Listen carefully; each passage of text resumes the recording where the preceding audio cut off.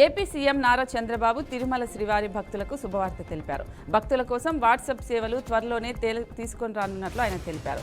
సచివాలయంలో టీడీపీపై సమీక్ష నిర్వహించారు. ప్రతి సేవపై భక్తులు ఫీడ్బ్యాక్ ద్వారా తమకు సమాచారం అందేలా వాట్సాప్ సేవలు తీసుకురానున్నట్లు పేర్కొన్నారు. దేవస్థాన సేవలు సౌకర్యాలలో 100% మార్పు కనిపించాలని అధికారులకు ఆయన సూచించారు. టీటీడీ అందించే సేవలు భక్తులకు బాగుంటే ప్రభుత్వానికి మంచి పేరు వస్తుందన్నారు. అభివృద్ధి పనుల పేరుతో డబ్బులు విచ్చలవిడిగా ఖర్చు పెట్టకూడదని హెచ్చరించారు. వచ్చే 50 సంవత్సరాల వరకు అనుగుణంగా తిరుమల తిరుపతి దేవస్థానం మండలిని తీర్చిదిద్దాలన్నారు. తర్వాత జేఈఓ, సివిఎస్ఓ అలాగే ఎస్వీబీసీ చైర్మన్, బీఐఆర్ఆర్డీ డైరెక్టర్ల నియామకం ఉంటుందన్నారు.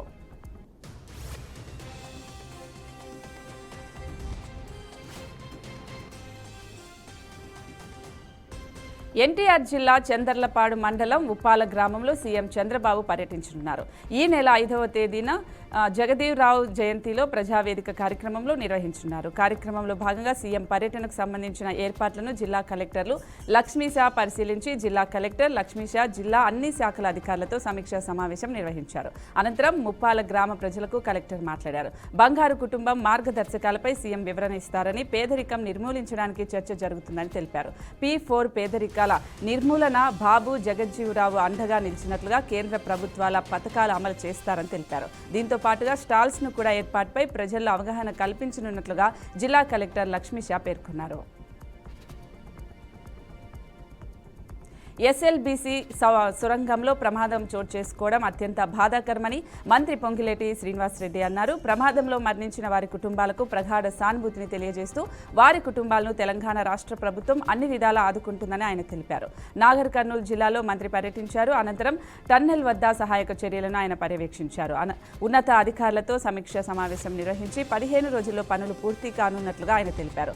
జిల్లా యంత్రాంగం నిర్విరామంగా తమ సేవలను అందిస్తున్నట్లుగా కలెక్టర్ బాధావత్ సంతోష్ మంత్రికి వెల్లడించారు. అత్యంత ఆధునికమైన యంత్రాలతో సహాయ చర్యలను వేగవంతం చేస్తామని, సహాయక బృందాలకు కావలసిన సామగ్రిని అందుబాటులోకి తీసుకొచ్చినట్టు తెలిపారు. మత్స్యకారులకు ఎల్లవేళలా కూటమి ప్రభుత్వం అండగా ఉంటుందని పలాస ఎమ్మెల్యే గౌతు శిరీష తెలిపారు. శ్రీకాకుళం జిల్లా వజ్రపు కొత్తూరు మండలం మంచినీళ్లపేట గ్రామానికి చెందిన 2 మత్స్యకారులు చేపల వేటకు వెళ్లి మృత్యువాత పడగా వారి కుటుంబాలను ఎమ్మెల్యే సానుభూతి తెలిపారు. అనంతరం ఒక్కో మృతి కుటుంబానికి ప్రభుత్వం తరపున 5 లక్షల రూపాయలు, సీఎంఆర్ఎఫ్ నుంచి మరో 5 లక్షలు ప్రకటించారు. అలల దాటికి గల్లంతైన 2 మత్స్యకారులు మృతదేహాలు బుధవారం తీరానికి కొట్టుకొచ్చే విషయం తెలుసుకున్న పలాస ఎమ్మెల్యే ఘటనా స్థలానికి చేరుకొని మృతదేహాలను పరిశీలించారు. బోల్తా పడి పాడైన బోటుకు 50,000 రూపాయలు పరిహారంతో పాటు ఇంజిన్, వలలు కూడా అందజేశారు. ఘటనపై సమాచారం అందించిన వెంటనే స్పందించిన సీఎం చంద్రబాబు ఎక్స్ గ్రేషియా ప్రకటించారు. మంత్రి కింజరాపు అచ్చెన్నాయుడు, కేంద్ర మంత్రి రామ్మోహన్ నాయుడులకు, బాధిత కుటుంబాలకు ఎమ్మెల్యే శిరీష తరపున కృతజ్ఞతలు తెలిపారు. హైదరాబాద్ మెట్రో రైలు సేవలకు అంతరాయం ఏర్పడింది. సాంకేతిక సమస్యతో మెట్రో రైలు నాంపల్లిలో నిలిచిపోయింది. దాదాపు 15 నిమిషాల పాటు మెట్రో సేవలకు అంతరాయం ఏర్పడింది. దీంతో ప్రయాణికులు తీవ్ర ఇబ్బందులకు గురయ్యారు. స్పందించిన మెట్రో సిబ్బంది వెంటనే సమస్యను పరిష్కరించారు. దీంతో 15 నిమిషాల పాటు యథావిధిగా మెట్రో సేవలు కొనసాగనున్నాయి.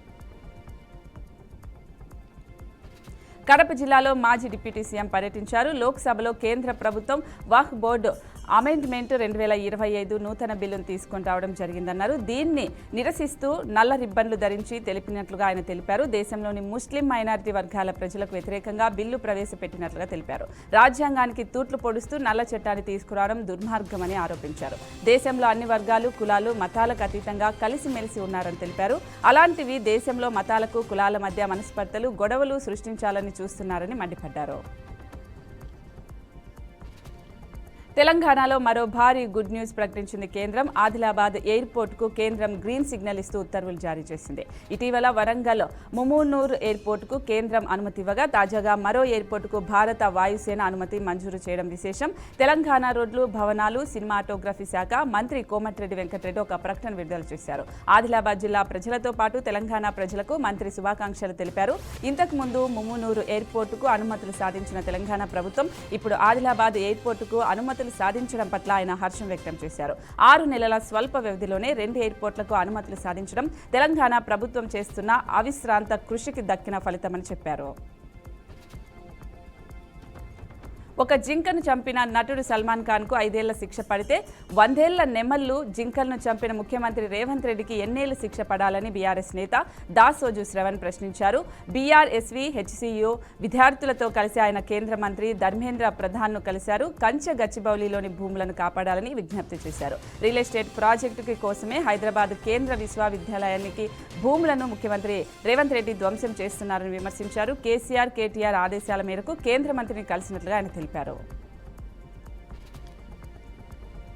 బీసీ రిజర్వేషన్ పేరు జంతర్ మంతర్ దగ్గర బీసీ సంఘాల ముసుగులో సీఎం రేవంత్ రెడ్డి ఢిల్లీలో ధర్నాకు దిగడం 42% రిజర్వేషన్ల అమలు నుంచి తప్పించుకునే ప్రయత్నంగానే బీజేపీ తెలంగాణ సమావేశం చూస్తోందని కేంద్ర మంత్రి కిషన్ రెడ్డి ధ్వజమెత్తారు. బీసీ రిజర్వేషన్లు కల్పించడంలో రేవంత్కి చిత్తశుద్ధి లేదని తాము ముందు నుంచి చెబుతున్న విషయం ఇప్పుడు నిరూపితమైందని ఒక ప్రకటనలో పేర్కొంటూ బీసీ రిజర్వేషన్లను 42% పెంచుతామని హామీ ఇచ్చి ఇప్పుడు కేంద్రంపై నెపం ఎలా నెడతారని, రిజర్వేషన్ల పెంపు మీ పరిధిలో లేకపోతే ఎందుకు హామీ ఇచ్చారని ప్రశ్నించారు.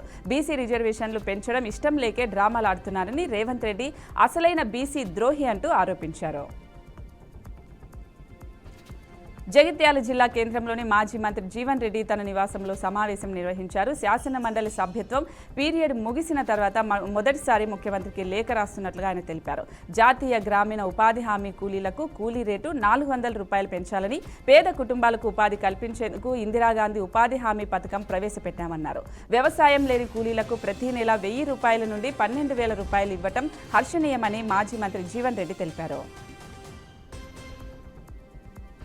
నాంపల్లి కోర్టులో విచారణకు ఐటీ పరిశ్రమల శాఖ మంత్రి దుద్దిల్ల శ్రీధర్ బాబు విచారణకు హాజరయ్యారు. 2017లో పెద్దపల్లి జిల్లా బసంత్ నగర్లో కేసు నమోదైంది. కాళేశ్వరం ప్రాజెక్టులో భూములు, ఇల్లు కోల్పోయిన కుటుంబాలకు న్యాయమైన పరిహారం అందించాలని డిమాండ్ చేసినందుకు కేసు నమోదైంది. పెద్దపల్లి జిల్లా బసంత్ నగర్ పోలీసులు ఆయనతో పాటు హర్కరా వేణుగోపాల్, అన్నయ్య గౌడ్, శశిభూషణ్ కాచే మరో 9 మందిపై కేసును పెట్టారు. అయితే విచారణలో భాగంగా జ్యుడిషియల్ ఫస్ట్ క్లాస్ న్యాయమూర్తి కోర్టులో మంత్రి హాజరయ్యారు. శాంతియుతంగా ఆందోళన చేసిన అప్పటి బీఆర్ఎస్ ప్రభుత్వం ఐపీసీ 147, 353, 427 రెడ్ విత్ అలాగే 449 సెక్షన్ల కింద కేసులు పెట్టిందని శ్రీధర్ బాబు తరపు అడ్వకేట్ కోర్టుకు వివరించారు. ప్రతిష్టాత్మక వక్ఫ్ సవరణ బిల్లును కేంద్రం లోక్సభలో ప్రవేశపెట్టింది. పార్లమెంటరీ మైనారిటీ వ్యవహారాల మంత్రి కిరణ్ రిజిజు బిల్లును లోక్సభ ముందుంచారు. బిల్లును ప్రవేశపెడుతూ కిరణ్ రిజిజు ప్రతిపక్షాలపై ఆగ్రహం వ్యక్తం చేశారు. బిల్లులో భాగంగా కానీ అంశాలపై ప్రజలు తప్పుదారి పట్టించేందుకు ప్రయత్నించారని చెప్పారు. కేంద్ర హోంమంత్రి అమిత్ షా కూడా ప్రతిపక్షాల తీరుపై ఆగ్రహం వ్యక్తం చేశారు. ప్రతిపక్షాలు పట్టుబడడం వల్లే జాయింట్ పార్లమెంటరీ కమిటీ ఏర్పాటు చేశామని, మాకు కాంగ్రెస్ లాంటి కమిటీలు లేవని, గతంలో కాంగ్రెస్ ఏర్పాటు చేసిన కమిటీలు కేవలం స్టాంపు వేయడానికి మాత్రమే పనికొచ్చేవని, మేము తీసుకొచ్చిన కమిటీల్లో చర్చించామని తెలిపారు. మై హోమ్ గ్రూప్స్ పైకి బుల్రోజర్లు పంపే దమ్ము సీఎం రేవంత్ రెడ్డికి ఉందా అని బీఆర్ఎస్ ఎమ్మెల్సీ కల్వకుంట్ల కవిత సవాల్ విసిరారు. మై హోమ్ గ్రూపునకు బీఆర్ఎస్ హయాంలో హెచ్సీయూ భూములు అప్పగించారనే ఆరోపణలను ఆమె మిలీనియన్ జోక్గా అభివర్ణించారు. కాంగ్రెస్ నేతలు చేస్తున్న ఆరోపణలను నిజమే అయితే బుల్రోజర్లు పంపించాలని డిమాండ్ చేశారు. మై హోమ్ గ్రూప్ చైర్మన్ బీజేపీతో ఉన్నారని, ఆయన ప్రధానమంత్రి నరేంద్ర మోదీ పక్కన కూర్చుంటారన్నారని, పేదల ఇల్లు మూగజీవాలపైకి వెళ్తున్న బుల్రోజర్లు పెద్దల మీదకు ఎందుకు వెళ్లడం లేదని ఆమె ప్రశ్నించారు. యూట్యూబర్ హర్షసాయి తెలంగాణ హైకోర్టును ఆశ్రయించాడు. బెట్టింగ్ యాప్ వ్యవహారంలో పంచాగుట్ట, మియాపూర్ పోలీస్ స్టేషన్లో తనపై నమోదైన కేసులను కొట్టివేయాలని కోరుతూ హైకోర్టులో పిటిషన్ దాఖలు చేశాడు. తనపై తప్పుడు ప్రచారం చేస్తున్నారని, ఆధారాలు లేకుండానే కేసులు నమోదు చేస్తున్నారని పిటిషన్లో పేర్కొన్నారు. ఈ పిటిషన్పై విచారణ జరిపి న్యాయం చేయాలని తెలంగాణ హైకోర్టును అభ్యర్థించాడు. హర్షసాయి దాఖలు చేసిన పిటిషన్పై నేడు తెలంగాణ హైకోర్టులో విచారణ వచ్చే అవకాశం ఉంది. అతడిపై పంచాగుట్ట, మియాపూర్ పోలీస్ స్టేషన్లలో వేర్వేరుగా బెట్టింగ్ యాప్లు కేసులు నమోదయ్యాయి. హైదరాబాద్లోని కంచె గచ్చిబౌలి భూములపై వట ఫౌండేషన్, హెచ్సీయూ విద్యార్థులు దాఖలు చేసిన ప్రజా ప్రయోజన వ్యాజ్యంపై తెలంగాణ హైకోర్టులో వాదనలు కొనసాగుతున్నాయి. వాదనలు విన్న ధర్మాసనం కంచె గచ్చిబౌలి భూముల్లో నేటి వరకు పనులు ఆపాలని ఆదేశించింది. పిటిషన్పై తదుపరి విచారణను గురువారానికి వాయిదా వేసింది. భూములను జాతీయ ఉద్యానవనంగా ప్రకటించాలని వట ఫౌండేషన్, హెచ్సీయూ విద్యార్థులు ప్రజా ప్రయోజన వ్యాజ్యం దాఖలు చేశారు. హైదరాబాద్ సెంట్రల్ యూనివర్సిటీ తరపున ఎల్ రవిశంకర్ వాదనలు వినిపించారు. గత రాష్ట్ర ప్రభుత్వం జీవో 54 తీసుకొచ్చిందని, ఈ జీవో ప్రకారం 400 ఎకరాల ప్రభుత్వ భూమిని టీజీఐఐసీకి ఇస్తున్నట్టుగా పేర్కొన్నారు. సీఎం రేవంత్ రెడ్డిపై బీజేపీ ఎమ్మెల్యే ఏలేటి మహేశ్వర్ రెడ్డి ఆగ్రహం వ్యక్తం చేశారు. వర్సిటీకి చెందిన భూముల వివాదంపై ఇంత చర్చ నడుస్తూ ఉంటే సీఎం స్థాయి వ్యక్తి రాష్ట్రాన్ని వదిలి దేశ రాజధానిలో పక్కన ఉండి అక్కడ ధర్నాలు నిరసనలు చేయించడం ఎంతవరకు సబబు అని ప్రశ్నించారు. తెలంగాణలో నెలకొన్న సమస్యలను పక్కదారి పట్టించేందుకే కాంగ్రెస్ ఈ ధర్నా నెత్తి మీద వేసుకుందని ఆరోపించారు. పంటలకు నీరు అందక ఒకవైపు పొలాలు ఎండుతూ ఉంటే వాటి గురించి ఆలోచించే కాంగ్రెస్కి అలాంటిదేమీ లేదు అని అన్నారు. ఢిల్లీలోని జంతర్ మంతర్ వద్ద బీసీ రిజర్వేషన్ల సాధన ధర్నాలో సీఎం రేవంత్ రెడ్డి సంచలన వ్యాఖ్యలు చేశారు. రాష్ట్రంలో కులగణన చేపట్టొద్దంటూ తనపై తీవ్ర స్థాయిలో ఒత్తిడి ఉన్నా ఆ పని చేశామని సీఎం రేవంత్ రెడ్డి అన్నారు. స్థానిక సంస్థలు చట్టసభల్లో రిజర్వేషన్లు కావాలంటే జనాభా లెక్క తేలాలన్నారు. అదేవిధంగా రిజర్వేషన్ల అంశాన్ని రాహుల్ గాంధీ దృష్టికి తీసుకొచ్చామని అన్నారు. జనాభా తెలియకపోతే రిజర్వేషన్లు ఇచ్చేందుకు లేదని కోర్టులో చెప్పామని తెలిపారు. దీంతో జనగణనతో పాటు కులగణన చేయాలని కాంగ్రెస్ పార్టీ నిర్ణయించిందని తెలిపారు.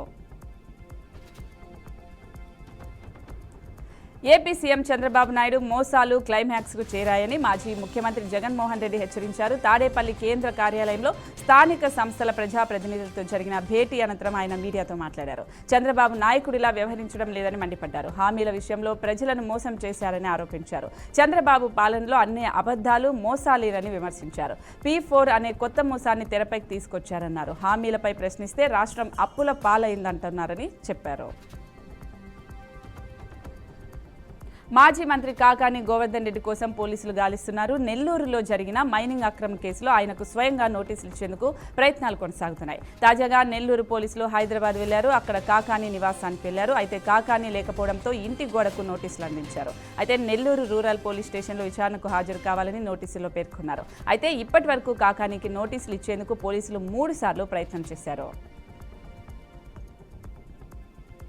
హైదరాబాద్లో బర్డ్ ఫ్లూ కలకలం రేగింది. నగర శివార్లోని ఒక పౌల్ట్రీ ఫామ్లో బర్డ్ ఫ్లూ వైరస్ నిర్ధారణ జరిగింది. అబ్దుల్లాపూర్ మెట్ మండలంలో బర్డ్ ఫ్లూ నిర్ధారణ కావడంతో చుట్టుపక్కల ప్రాంతాల్లో తీవ్ర కలకలం రేగింది. గత 4 రోజులుగా అక్కడి ఒక పౌల్ట్రీ ఫామ్లో వేల కోళ్లు చనిపోయాయని అధికారులు శాంపుల్స్ ని సేకరించి ల్యాబ్కు పంపించారు. అదే బర్డ్ ఫ్లూ అని తేలడంతో పౌల్ట్రీ ఫామ్ యాజమానులు బెంబేలెత్తిపోతున్నారు. ఎండల వలన అవి చనిపోయాయనుకొని కల్లింగ్ ప్రాసెస్ కూడా సరిగా చేయలేదని భయపడుతున్నారు. దీంతో పౌల్ట్రీలో పనిచేస్తున్న వారందరికీ శాంపుల్స్ వాళ్ళందరినీ సేకరించే పనిలో పడ్డారు. నేరాలకు పాల్పడిన 21 మంది పిల్లలు జువైనైల్ హోమ్ నుంచి తప్పించుకున్నారు. గేట్లు పగులుగొట్టి బయటకు పరుగులు తీశారు. అక్కడున్న సీసీటీవీ కెమెరాలను ధ్వంసం చేశారు. గుంపులుగా రహదారిపైకి చేరుకొని పారిపోయారు. బాలురు చేతుల్లో కర్రలు ఉండటంతో తాము అడ్డుకోలేకపోయామని అడ్డుకున్న సెక్యూరిటీ సిబ్బంది తెలిపారు. జార్ఖండ్లోని పశ్చిమ సింగ్భూమ్ జిల్లాలో ఈ ఘటన జరిగింది. హెచ్సీఈ నుంచి తాము 1 ఇంచు భూమి కూడా తీసుకోలేదని మంత్రి జూపల్లి కృష్ణారావు సంచలన వ్యాఖ్యలు చేశారు. కంచె గచ్చిబౌలిలోని సర్వే నెంబర్ 25లో ఉన్న 400 ఎకరాల భూమి హైదరాబాద్ సెంట్రల్ యూనివర్సిటీకి సంబంధించింది కాదని తేల్చి చెప్పారు.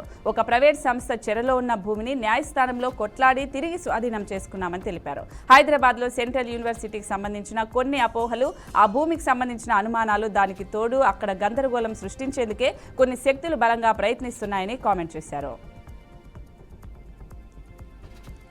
దేశంలో డిజిటల్ చెల్లింపుల ఆధిపత్యం కొనసాగుతోంది. 2024 ద్వితీయార్థంలో యూపీఐ చెల్లింపుల సంఖ్య ఏకంగా 42% పెరిగి 323 కోట్ల లావాదేవీలు నమోదయ్యాయని ప్రముఖ financial service provider world line తెలిపింది. ఇండియా డిజిటల్ చెల్లింపులు ద్వితీయార్థం 2024 పేరుతో విడుదల చేసిన నివేదిక ప్రకారం దేశంలో సంఖ్యాపరంగానే కాకుండా విలువలతోనూ యూపీఐ ప్లాట్ఫామ్లు ఫోన్పే, గూగుల్ పే, పేటీఎం ఆధిపత్యం కొనసాగిస్తున్నాయి. 2024 డిసెంబర్లో ఈ 3 ప్లాట్ఫామ్లు కలిసి మొత్తం లావాదేవీల్లో 93% వాటాను సొంతం చేసుకున్నాయి. విలువ పరంగా కూడా 92% వాటాను కలిగి ఉన్నాయి.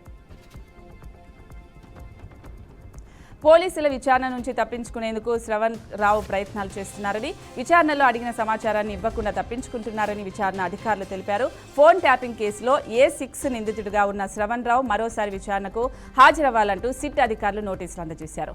ఏప్రిల్ 8వ తేదీన మళ్లీ తమ ఎదుట హాజరు కావాలని నోటీసుల్లో పేర్కొన్నారు. విచారణలో భాగంగా 2023లో జరిగిన ఎన్నికల్లో వాడిన సెల్ ఫోన్లు అందించాలని సిట్ అధికారులు శ్రవణ్ రావుకు తెలిపారు. 2 సెల్ ఫోన్లు ఇవ్వాలని అడిగితే ఒకటిచ్చి ఇంకొకటి ఇవ్వకుండా తప్పించుకున్నారని అధికారులు తెలిపారు. తెలంగాణ రాష్ట్రానికి మరో అరుదైన గుర్తింపు లభించింది. వరంగల్ జిల్లాలో ప్రత్యేకంగా పండించే చపాటా మిర్చికి భౌగోళిక గుర్తింపు లభించింది. ఈ మేరకు జియోగ్రాఫికల్ ఇండికేషన్ రిజిస్ట్రీ ఈ విషయాన్ని వెల్లడించింది. దీంతో ఈ మిర్చికి అంతర్జాతీయంగా గుర్తింపు లభించింది. చపాటా మిర్చి జియో ట్యాగ్ పొందడంతో రాష్ట్రం నుంచి జిఐ ట్యాగ్ పొందిన ఉత్పత్తుల సంఖ్య 18కి చేరింది. వరంగల్, హనుమకొండ, జనగామ జిల్లాల్లోని కొన్ని ప్రాంతాల్లో పండే ఈ మిర్చికి ప్రత్యేకమైన రుచి, ఘాటు ఉంటుంది. వరంగల్ చపాటా చిల్లీకి జిఐ ట్యాగ్ రావటం వల్ల ఈ మిర్చిని ప్రపంచవ్యాప్తంగా విక్రయించడానికి వీలవుతుంది. ఏపీలోని విశాఖపట్నంలో చోటు చేసుకున్న ప్రేమోన్మాది ఘటన రాష్ట్ర వ్యాప్తంగా కలకలం రేపుతోంది. తల్లి కూతుళ్లపై దాడికి పాల్పడ్డ ప్రేమోన్మాది నవీన్ను పోలీసులు ఎట్టకేలకు అరెస్ట్ చేశారు. ఘటన అనంతరం ద్విచక్ర వాహనంపై వెళ్తూ ఉండగా శ్రీకాకుళం సమీపంలో పోలీసులు నిందితుడిని పట్టుకున్నారు. ఈ క్రమంలో భూజా మీదుగా వీరఘట్టం వెళ్తూ ఉండగా అతడిని అదుపులోకి తీసుకుని విశాఖకు తరలిస్తూ ఉన్నారు. ఆ యువతికి అతనికి అసలు సంబంధం ఏంటి అన్న కోణంలో విచారిస్తున్నారు. ఈ క్రమంలో ప్రేమ వ్యవహారమే ఈ ఘటనకి కారణమని తెలుస్తోంది. నిందితుడిని కోర్టులో ప్రవేశపెడతామని విశాఖ సిపి వెల్లడించారు. ఏపీలో 3 రోజులు వర్షాలు కురుస్తాయని ఐఎండీ వెల్లడించింది. దీంతో అల్లూరి సీతారామరాజు, ప్రకాశం, రాయలసీమ జిల్లాలో పిడుగులతో కూడిన వర్షాలు కురిసే అవకాశం ఉందని వాతావరణ శాఖ తెలిపింది. ఈ తరుణంలో పలు చోట్ల వడగాలుల ప్రభావం ఉంటుందని వాతావరణ అధికారులు హెచ్చరించారు. ఏపీలోని 23 మండలాల్లో వడగాలుల ప్రభావం ఉండనున్నట్లుగా వెల్లడించారు. ఈ క్రమంలో వాతావరణ పరిస్థితుల దృష్ట్యా ప్రజలు జాగ్రత్తలు పాటించాలని వాతావరణ అధికారులు సూచించారు. మధ్యప్రదేశ్లోని మాండ్య జిల్లాలో జరిగిన ఎన్కౌంటర్లో 2 మహిళా మావోయిస్టులు హతమయ్యారు. బిచియు పోలీస్ స్టేషన్ పరిధిలోని సరాయి అడవుల్లో నక్సలైట్లు ఉన్నారనే సమాచారం మేరకు భద్రతా బలగాలు ఆ ప్రాంతంలో గాలింపు చర్యలు చేపట్టారు. ఈ క్రమంలోనే పోలీసులకు మావోయిస్టులకు మధ్య ఎదురు గాల్పులు జరిగాయి. 2 మహిళా మావోయిస్టులు ప్రాణాలు కోల్పోయినట్లుగా పోలీసు ఉన్నతాధికారులు కైలాష్ మాక్వానా తెలిపారు. వారిద్దరిని ఛత్తీస్గఢ్కు చెందిన మమత, ప్రమీలాగా గుర్తించారు. డోజ్కు సంబంధించి అమెరికా అధ్యక్షుడు డొనాల్డ్ ట్రంప్ నుంచి కీలక విషయం బయటకొచ్చింది. ప్రభుత్వ సలహాదారుగా ఉన్న ఎలాన్ మస్క్ త్వరలోనే ఆ బాధ్యతల నుంచి వైదొలగనున్నట్లుగా సమాచారం. మే చివరి లేదా జూన్ మొదటి వారంలో మస్క్ ఆ బాధ్యతల నుంచి బయటకు వచ్చే అవకాశం ఉన్నట్లుగా సమాచారం. ఈ విషయాన్ని 3 సన్నిహితులతో పాటు కేబినెట్ డొనాల్డ్ ట్రంప్ చెప్పినట్లుగా అంతర్జాతీయ మీడియాలో కథనాలు వస్తున్నాయి. జపాన్లో భూకంపం సంభవించింది. రిక్టర్ స్కేల్పై భూకంప తీవ్రత 6గా నమోదైంది. ఉన్నట్టుండి ఒక్కసారిగా భూమి కంపించడంతో జనం భయంతో పరుగులు తీశారు. ఈ భూకంపం గురించి జపాన్ ప్రభుత్వం ప్రజలకు ఇప్పటికే హెచ్చరించింది. ప్రభుత్వ హెచ్చరికలు వచ్చిన కొద్ది గంటలకే భూమి కంపించడంతో జపాన్ ప్రజల్లో కింత వణుకు మొదలైంది. జపాన్ ప్రభుత్వం ఇప్పటికే దేశంలో భారీ భూకంపం సంభవించనుందని, ఇది జపాన్ దేశ జనాభాలో 1% జనాభాను తుడిచిపెట్టుకుని పోతుందని తెలిపారు. సముద్ర గర్భంలో 8 నుంచి 9 తీవ్రతతో భూకంపం సంభవించే అవకాశం 80% ఉందని తెలిపింది. అంతేగాక దీని ద్వారా వచ్చే సునామీల వల్ల దాదాపు 3 లక్షల మంది చనిపోయే అవకాశం ఉందని తెలుస్తోంది.